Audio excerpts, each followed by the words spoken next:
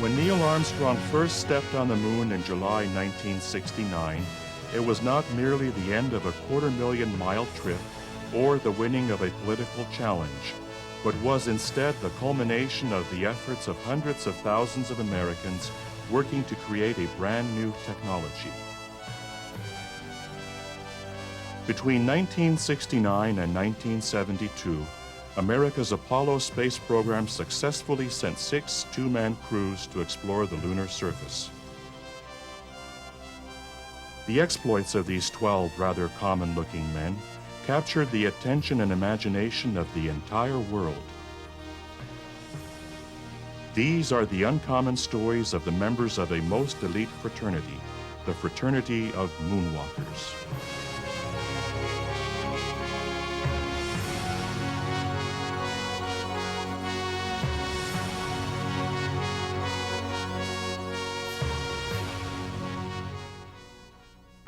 We choose to go to the moon in this decade and do the other things, not because they are easy, but because they are hard.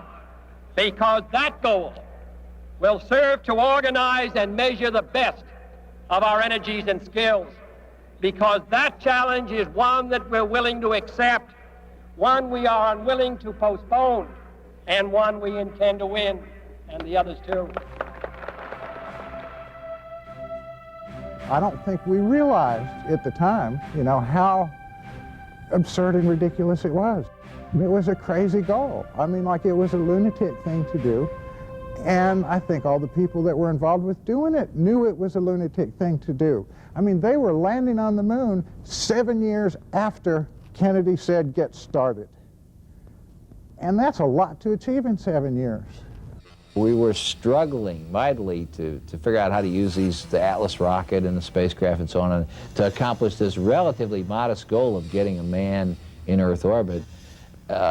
Somewhat unbeknownst to me, the discussions were going on about the going to the moon.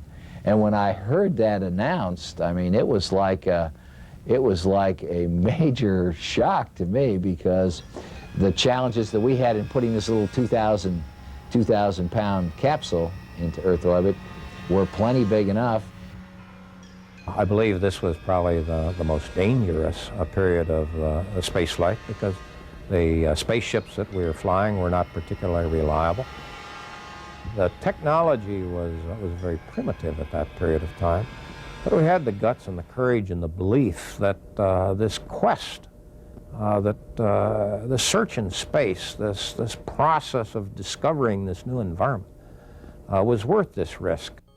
When we chose astronauts, we wanted people who were willing to subject themselves to the rigors of flying in space, as well as the dangers of flying in space. And so it was our feeling that the people that could do that job satisfactorily were test pilots. They were used to flying in high-performance machines daily, used to putting their lives on the line, used to making decisions when their lives were on the line. When we flew Mercury, we had 4 manned orbital flights, Mercury 6, 7, 8, and 9. The Gemini program, the 2-man vehicle that we built and flew in the early 60s, mid-60s, was a tremendous contribution to the space program, because it added so much to our competence and experience with operational kind of things in space flight. One of the things that they did was that they took bigger risks than they take now, Every one of those flights was a risk. After Apollo 1, they lost 3 people in Apollo 1, and they still fixed it, and they were flying to the moon a year and a half later. But we would not have been able to get on with the lunar program that aggressively, and as we did then to Apollo 11 6 months later, if we didn't have a great big body of experience in the middle and that built the confidence in the team and the hardware that the Gemini program provided.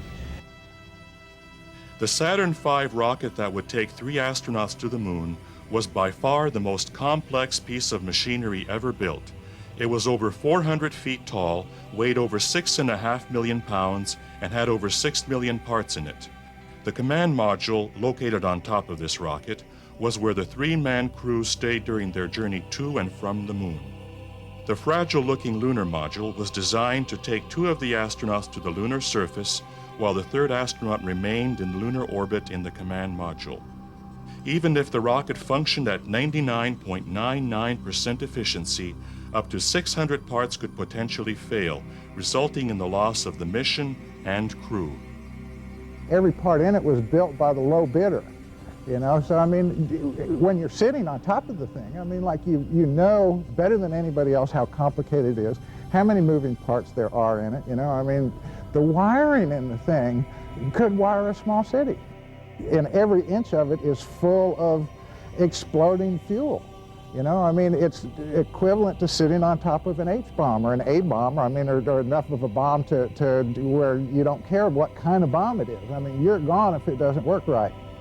But here we are, spent all our lives in a risk environment. You acknowledge that fact going in, and you don't dwell on it. You don't let it bother you. If the damn thing blows up, you're going to be dead. That's the least of the consequence. I'd rather do that than get smashed up and spend the rest of my life as an invalid. It was the ultimate experience as a test pilot, the ultimate flight. I don't care how many times you've flown or what you've flown, this was going to be the ultimate trip, and turned out that way for me. These test pilot astronauts spent all of their lives learning how to fly, learning to be pilots, be at the controls. On launch day, all they could do was strap in and ride the rocket like passengers on a bus. So it was a very nervous time for them. Well, every launch day is a time of excitement, enthusiasm, and apprehension. But I think in most circumstances, you always feel that the chances of actually lifting off are fairly distant or remote, and you have to temper your enthusiasm with the realization that, in fact, you may be coming back in and trying to go another day. The heart rates that they monitored in mission control, I mean, like almost invariably showed higher heart rates during launch than at any other portion of the flight, including when they would land on the moon. Because when they're landing, they're driving it. You know, when they're blasting off, they're just sitting there. And they were as scared as they ever got. I can recall the fellow in the house of in the mission control was counting down 10, 9, 8, ignition sequence start. 7, 6. Now, he said that, but still his engines are 360 feet away, so I didn't feel anything. And 4, 3. When he said 3, then I began to feel a shaking and a rattling. And when I was observing, as I observed the shaking and rattling, it was more than I imagined. It was more than I thought was safe. And I can recall thinking, maybe this is going to come apart. Maybe this is shaking more than it should, certainly more than any airplane I'd ever been on. Just was tremendous vibration. And as this ran through my head, I hear him say, 1, liftoff.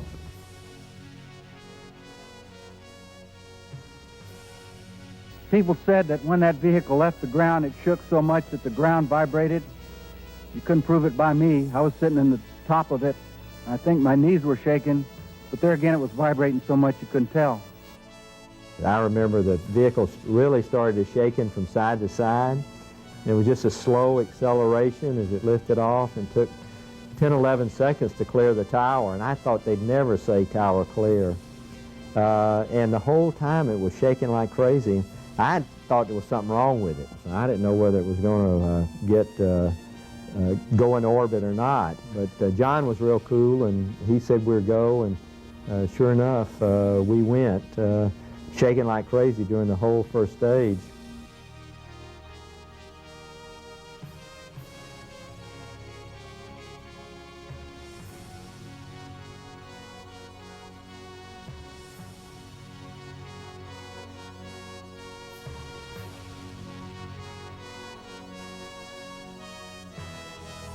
But that was the first time human beings left the Earth. And historically, I think that's the way history is going to look back at these flights, is not that they landed on the moon, but that they left the Earth.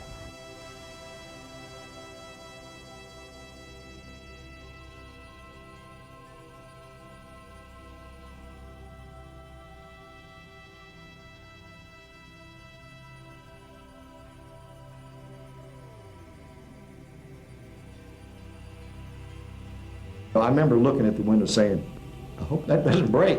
You know, still you could see through it. I'm going to die. That's a feeling that I haven't had much of my life, that death was 5 inches away. We looked out the window, and the earth was in our window just like that, in the black ground, and it started to get flat. You no longer saw it in 3 dimensions. It's about that time when you're going to the moon, I personally and the other fellows that were with me, we started to wonder if we hadn't bitten off more than we could chew.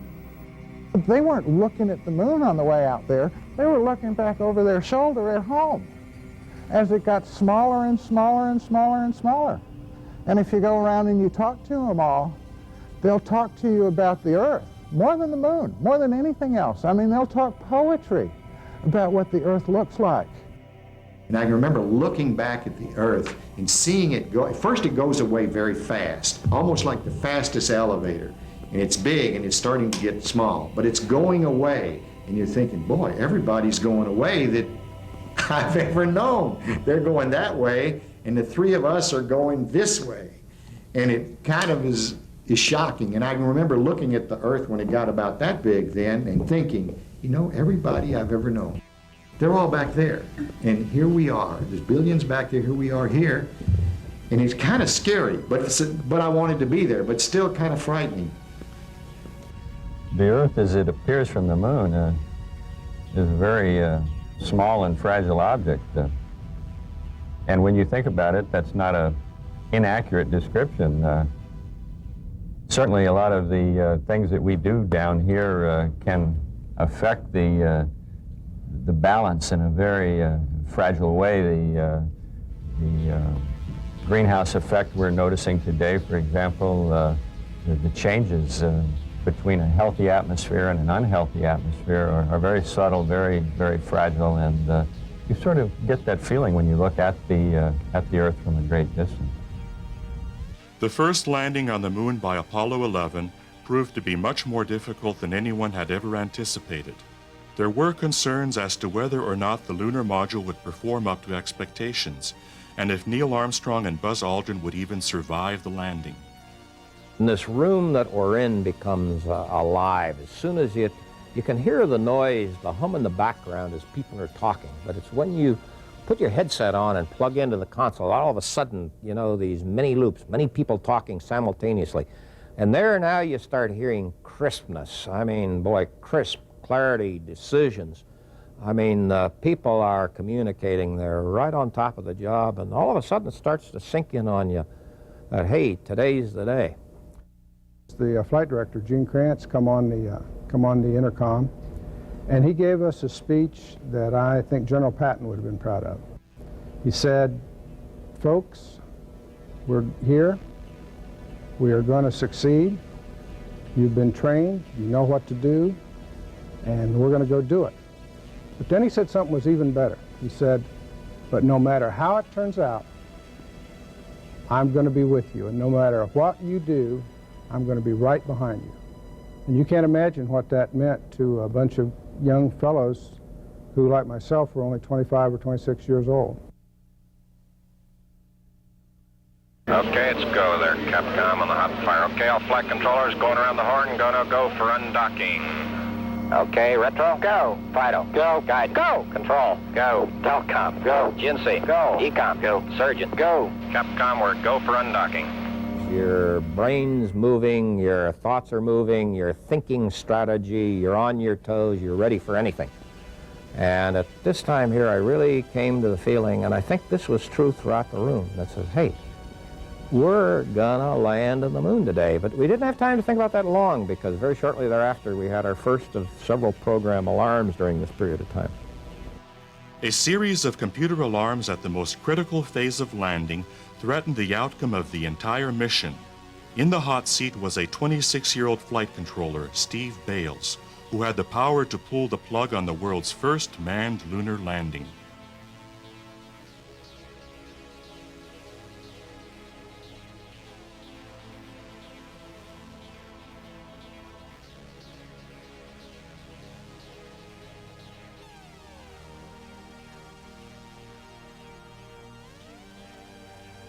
.1201 sounds as 4 little four little numbers sounds sort of ho-hum, but what it really means is, hey bud, I had too much to do that last second. I didn't get it all done, and I hope that I've done the most important things.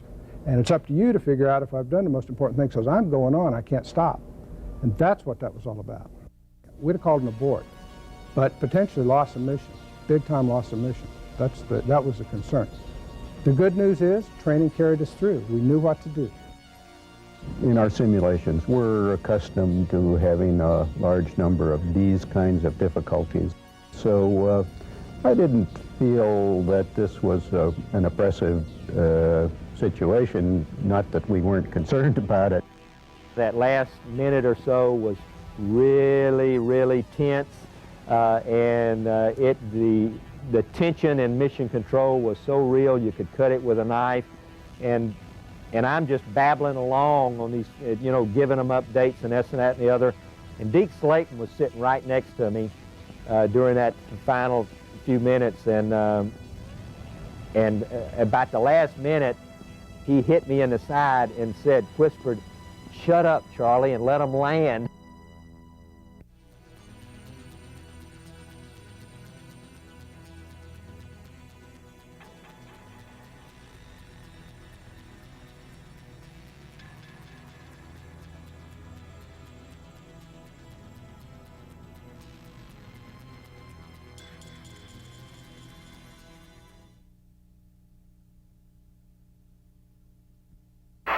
Listen,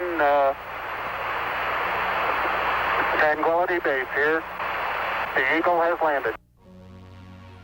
I had to keep talking, I had to keep working, because I had a series of stay-no-stay decisions that we had to make.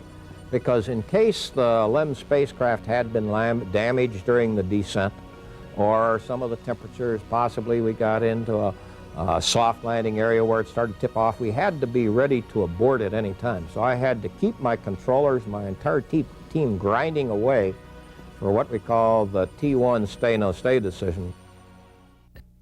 A newspaper person who was a friend that was also foreign, and I thought had reasonably leftist leanings, and anyhow, we were having this discussion, and this person was absolutely convinced that the United States government propaganda office somewhere had written these great words for Neil to say.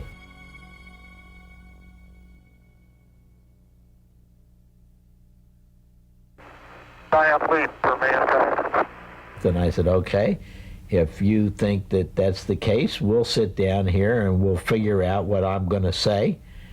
So I figured I'd say something to the effect, it may have been a little one for Neil, but it was a big one for a little fellow like me, seeing I was the shortest person in the office.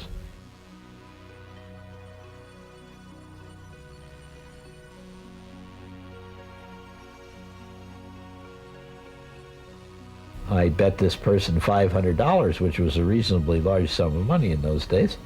I thought that if I could get $500 off a communist, that was probably pretty good. Person then realized that there wasn't propagandists, but they reneged on the bet, and I never won the money. I was never paid.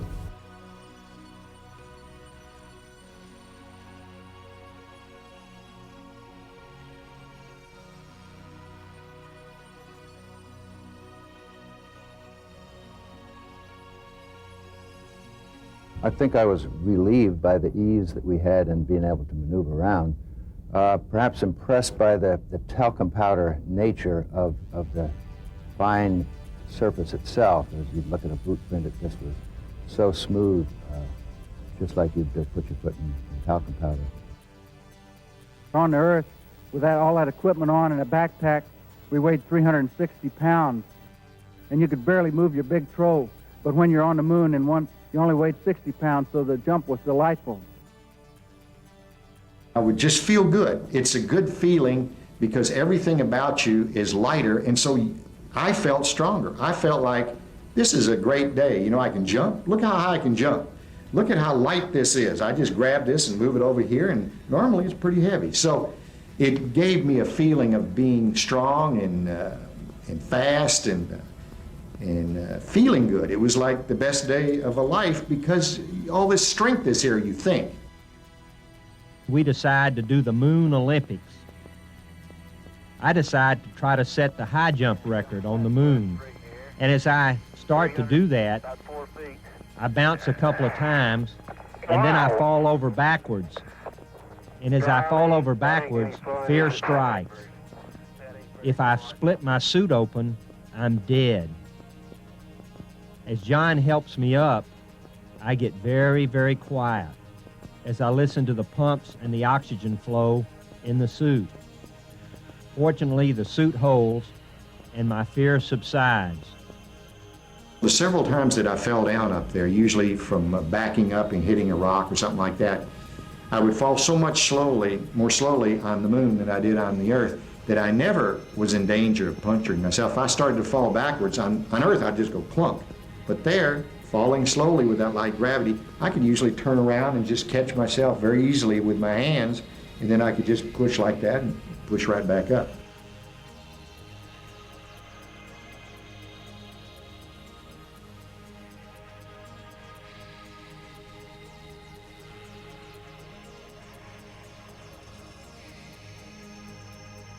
Being on the moon is you're unprepared for visually what everything looks like. I mean, like, there's no sense of scale or distance, you know. I mean, like, even out in the desert, you know, you see a telephone pole a half a mile away, you know. I mean, to where, like, that telephone pole cues you what your distances are. There's nothing on the moon.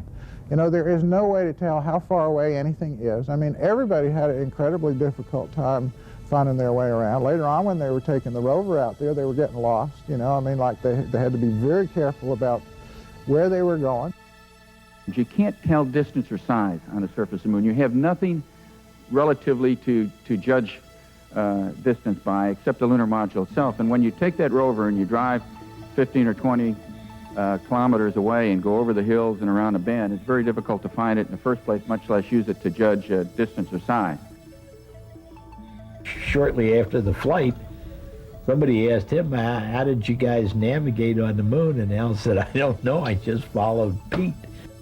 I had a hard time finding what the right craters, just because I didn't lose my sense of direction, but I sure wasn't really positive which crater was which.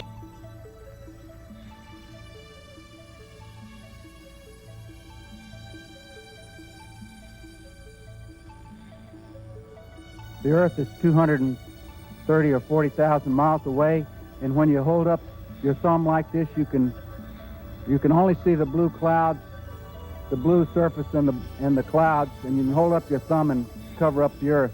And if that doesn't worry you, well, nothing ever will. I'm in awe of what God has given us. It's the beauty of Earth. Of course, from space, that jewel of Earth, that blue and white ball hanging up there, it's just the eye can behold that beauty. It makes it seem alive. And I do remember one time holding my hand up, and underneath my hand was the Earth, and a thought passed my mind that, you know, underneath my hand is 5 billion people, or 4 billion, whatever it was in those days. And we've all been impressed with this view of the Earth, and I think our lives will never be the same because we've had that rare opportunity to see the Earth from far away. It was a spiritual journey. You know, I mean, like, that's supposed to be true of every big journey of our life. There's supposed to be a spiritual journey, or there's supposed to be a spiritual component of the physical journey. And it was equally true for those men. It was true of that journey. The biggest journey humans have ever taken also had a powerful spiritual component. On the control pedestal of this little car, Dave Scott left a Bible, a red leather Bible. You can just see it there on the control pedestal, and not too many people know that it's there.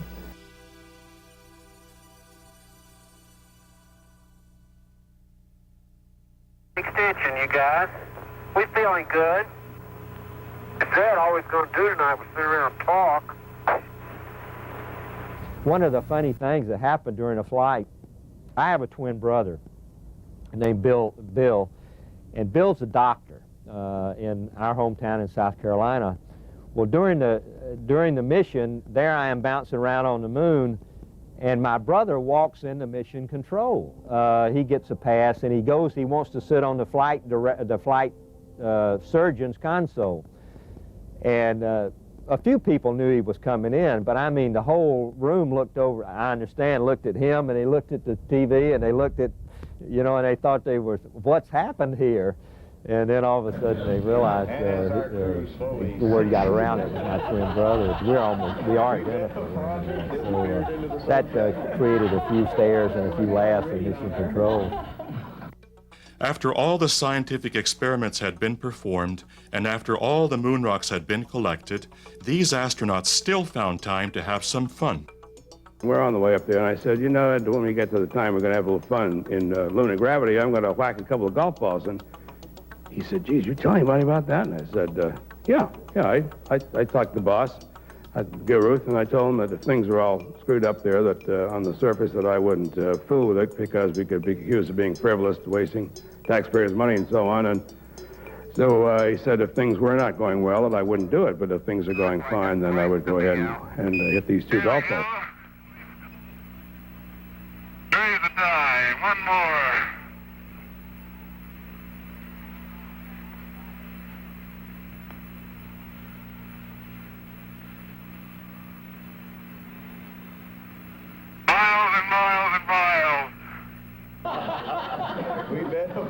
The backup crew must have gone through a library of Playboy magazines, right, and kept clipping out Miss Playboy or the month or this, that, and the other thing, interspersing those pictures throughout the checklist. Got through those pages, and I had to turn the page again, and then wound up with the Playmate of the Month, and I that one really did take me by surprise. I was not expecting that at all. And of course I couldn't say anything about it over the radio, so I was doing a lot of laughing, and people they weren't sure why I was laughing, but I don't think they wanted to ask why I was laughing either. So, you know, some of the outside people thought that I was being very frivolous, and I might have even been intoxicated on the moon, but that wasn't the case at all. I was just laughing at these in-jokes, and I obviously couldn't talk about it over the air. You gotta get this control there, bro. Come on, dude. Well, in my left hand I have a feather. In my right hand a hammer. And I guess one of the reasons we got here today was because of a gentleman named Galileo a long time ago, who made a rather significant discovery about falling objects in gravity fields. And we thought that where would be a better place to confirm his findings than on the moon. And so we thought we'd try it here for you. The feather happens to be appropriately a falcon feather for our falcon. And I'll drop the two of them here, and hopefully they'll hit the ground at the same time. How about that? Proves that Mr. Galileo was correct in his findings. A lot of people think that we did all this moon work in a secret movie lot in Arizona. And of course I have the gray hairs, and so does Charlie Duke, to prove that we were up there. Especially the old-timers in South Carolina, you know, we did it with mirrors in Arizona or something, you know. It's amazing how many people don't believe we actually went to the moon. And I tease everybody. I say, well, I don't know where they sent those other guys, but I know they sent me to the moon. For those who haven't read the plaque, we'll read the plaque that's on the front landing gear of this LEM. It says, "Dear men from the planet Earth, first set foot upon the moon, July 1969 AD. It came in peace for all mankind." It has the crew members' signatures and the signature of the President of the United States. An idea we had before the flight to get the whole family involved was to have a picture taken. So we had a picture taken of our family in the backyard, and I got permission from NASA to let me take this picture along and leave it on the moon. They said, well, sure, no problem. So on the back of this photograph of our family, we wrote something to the effect of, this is This is the family of astronaut Charlie Duke from planet Earth, who landed on the moon in April of 1972, and then we left it on the moon, and so I pitched it out on the moon and took a picture of the picture. That's just Apollo 17's visit to the Valley of Torres Litro, but as an everlasting commemoration of what the real meaning of Apollo is to the world, we'd like to uncover a plaque. The words are, "Here man completed his first exploration of the moon, December 1972 AD. May the spirit of peace in which we came be reflected in the lives of all mankind." This is our commemoration that will be here until someone like us, till some of you who are out there who are the promise of the future, come back to read it again and to further the exploration and the meaning of Apollo. The thing about the moon that I thought was peculiar was that it seemed to depend on the angle of the sun. When the sun was almost overhead and it was noon down below, the moon appeared to be a warm and a friendly place. On the other hand, near dawn or dusk, it became very foreboding looking. The craters cast very long shadows, and the place looked distinctly unfriendly. So I was intrigued by the contrast based purely on what angle the sun happened to be coming from. The command module pilots were the only people who were ever by themselves. You know, I mean, the other two guys would go down and land on the moon, and they were real busy all the time. They had mission control talking to them constantly. So they never had time to just kind of sit back and think about where they were. But the command module pilots, I mean, like, stayed in orbit all by themselves, half of which they were on the dark side of the moon and couldn't even talk to Earth if they wanted to. So they had plenty of time to kind of sit back and just look around and realize, wow, I'm at the moon. Well, I enjoyed being in the command module by myself. It was a happy little home. All the machinery was working properly, and my concerns were not within the command module, but simply that something might go wrong with the LEM, with the lunar module, and these two guys might get stuck on the surface of the moon. That was my main concern. We did train, or I did train to return by myself. Went through all of the mission activities that I would have had to have operated the command module by myself as opposed to having three people. But I never concerned myself with that, and I knew they were going to come back. It would have been a very, very unpleasant day if they hadn't, let me tell you. That'd have been 3 days of pure, not terror, but real sorrow to come back alone. I don't even like to contemplate that. I don't either. Well, I'm sure you don't. No? Once the crew entered the lunar module for the last time, there were literally hundreds of things they had to do, from securing moon rocks in their gear to checking and testing the various parts of their lunar module, ensuring its safe return to the command module.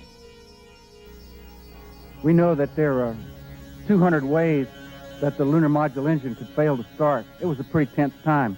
And the ground wasn't saying anything, and all of a sudden, I began to think that we still have radio contact, you know, with the ground, because nobody had said anything for quite a long period. So we called him and asked him, and Pete said to me, I can remember him saying, "You getting a little nervous?" I said, "Yeah." "But you'll get over it." I said, "You know, this is your first ride." I said, "Besides, Al, if it doesn't light, look at it this way. We become the first permanent monument to the U.S. space program on the moon." I said, "Yeah, that makes me feel real good." Conrad had just sort of scratched that itch for a couple hours, you know? I mean, like, that's the way astronauts were.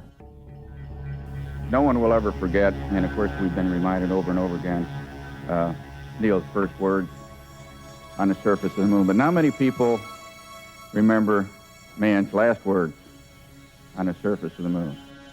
We were sitting in the lunar module about 20 seconds before liftoff, and I looked over at Jack and I said, "Jack, let's get this mother out of here." I was starting to form this thought. It didn't light. Just then the engine lit, and bang, it kicked us, And then from then on, it was a wild ride. We had to burn 6 minutes and 5 seconds to get into orbit. And there's no gauges really on your ascent stage engine to see how it's doing. The idea being, if it isn't doing okay, what are you going to do about it? It was like riding a fighter plane, and it was some ride. Man, feel this baby go, and that was the feeling we had then. And it was just exhilaration riding this thing back in orbit.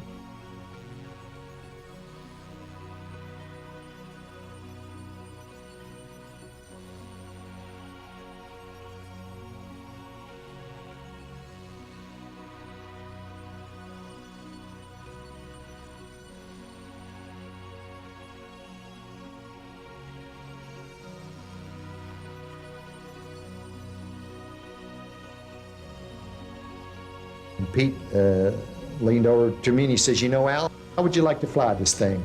And I thought, well, that'd be fun because I hadn't flown it up to that time. I'd just been doing my part of the job. And so as I started to put in my first thrust, I said, wait a minute, the people down in Houston at Mission Control aren't going to like this. And he said, don't worry, we're on the backside of the moon, they'll never know it.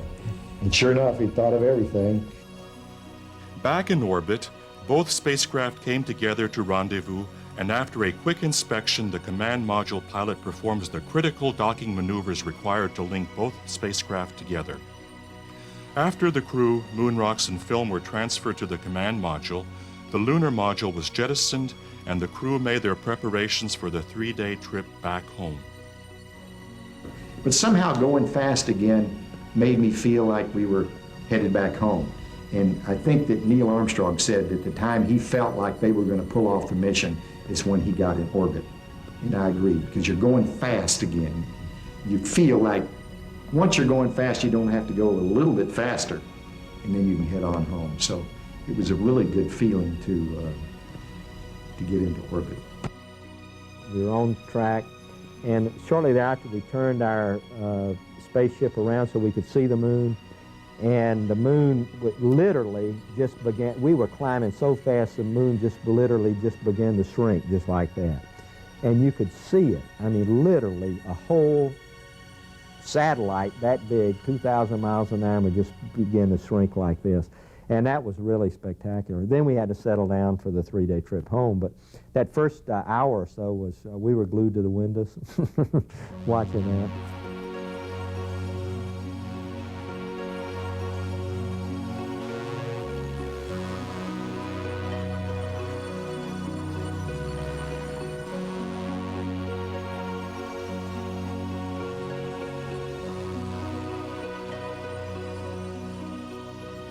We have a perspective of the Earth as we sit here in this room. You have another perspective when you're driving down a freeway or flying an airplane, on a boat. You have another perspective in Earth orbit. An additional perspective of our home planet is when your lunar distance is 240,000 miles away. This whole concept of whole Earth, that's a cliche that we all throw around now, but I mean, that's where it came from. These were the first humans to actually see the whole Earth. They took the first photographs of the whole Earth. You know, I mean, like, they really did appreciate the whole Earth before any of the rest of us.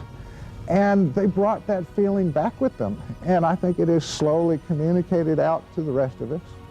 But that's the biggest lesson I think I learned from talking to them, is how important leaving the Earth was to them, and then, of course, coming back to it. Our trajectory was such on the way home that about 100,000 miles out, it was 100, wasn't it? That we nipped in the line where the Earth fully eclipsed the sun, and we were between the Earth and the moon. And so what we had was an absolute full moon behind us, and for the first time an eclipsed night Earth, so that there was no sun, and instead of seeing a black as you see in the photographs, you don't see the night Earth. What we did see was the full night Earth in moonshine, in full moonshine. We could see the land masses, we could see thunderstorms from 100,000 miles out, we could distinguish the ocean and the clouds, and I think we're the only ones that saw that. Coming back, the command module hits the atmosphere at essentially escape velocity, 26 to 28,000 miles an hour. It comes in just like a meteor, and the gases ionize around it to where the crew is cut off from radio communications. Normally, it's about 3 minutes. You always worried about the parachutes on the command module. Where we had one flight where only two of the three worked, and so the rate of descent was higher. So you're always concerned about that part of the mission. We were coming down very fast, wondering, would the spacecraft survive the impact? Would we survive the impact? A lot of thoughts racing through our mind. We really couldn't communicate. I was responsible for reading the checklist, and I had difficulty reading the checklist because the helicopter crew that was circling us kept saying, fellows, don't worry about it, you're going to be all right. But they kept repeating themselves so much, I really wondered if they knew what they were talking about. So we were coming down on 2 chutes and a prayer, but finally we hit the water and we did survive, and Apollo 15 was home. One of my jobs, sitting in the right-hand seat with a little window in front of me, was to take a 16mm camera and mount it in the window. After the main chutes came out, take and dismount the camera and set it in a bag next to my seat.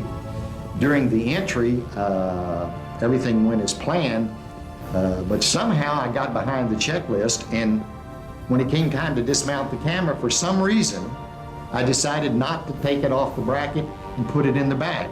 When we hit the water, that camera and bracket came off the mount, which I didn't know it would do, but such a hit, and it hit me right here. In fact, I thought that if that thing had hit me in the middle of the head, it might have killed me, because it really came off there. And fortunately, it hit me a glancing blow, and apparently it knocked me a little unconscious. It was luck, because I think if I'd had a little bad luck, I could have gotten killed right there just because I didn't follow the checklist. More than the moon rocks, and more than Tang, and more than these things that we learned and that we've built, you know? I mean, because I think that it did expand our awareness and our understanding of who we are and our role in the universe. I mean, like, what does this beautiful blue-green globe have to do with all the rest of it? You know, I mean, and we know more about our role in the universe because of those flights. But you tend to see mankind as one and as a common thread going through it, because we're all on that little ball. And when you just the distance to the moon puts you on a little ball that all of us that is sort of insignificant, and yet there are 3 billion of us, and we've got to learn how to get along on this earth. And I think that perspective of mankind, the uniqueness of the oneness of mankind, is probably the most significant thing I've gotten from the flight over the long term.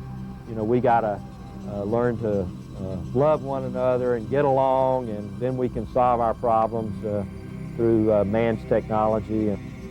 Sure, we have a lot of problems here on Earth, and sure, they need to be solved, but they're not going to be solved by not expanding our knowledge, and that's what space exploration is all about. Expanding human knowledge is just fundamentally critical for people right now. We're at the stage in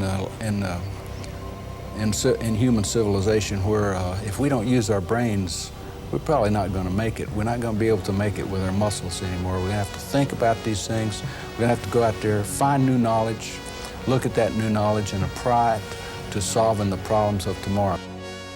It was certainly one of the great adventures of our generation, and it's the sort of thing that people in the future are going to be doing.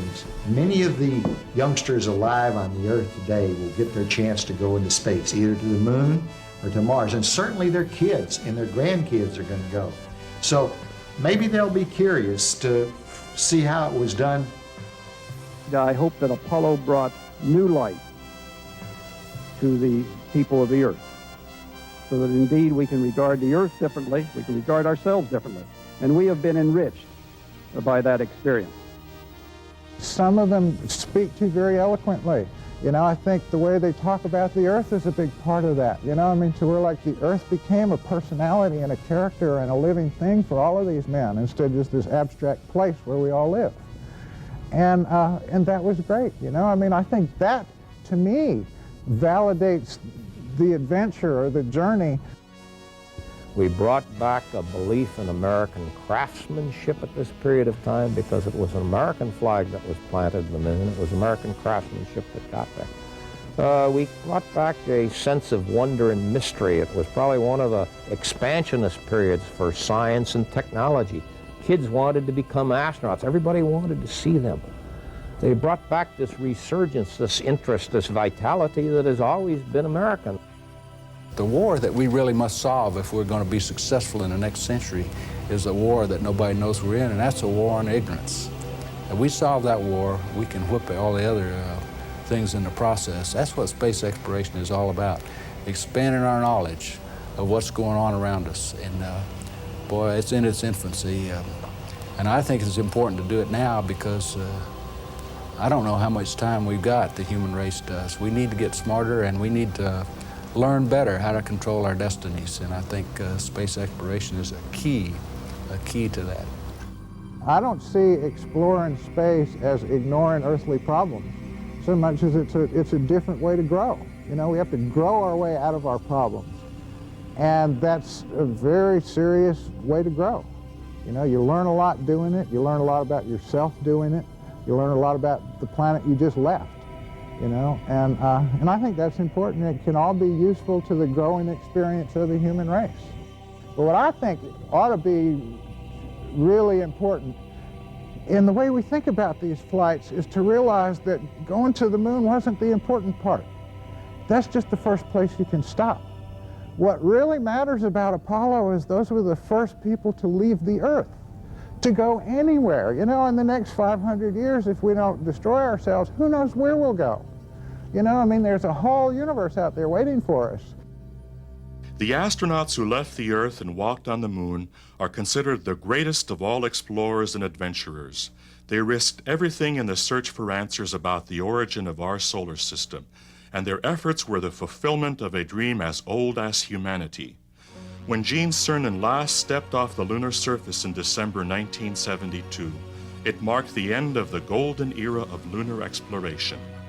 Like all other pioneering explorers, these men have led the way for future astronauts and lunar colonists who will once again take those same risks and leave the Earth on a continuing quest for the secrets of the universe.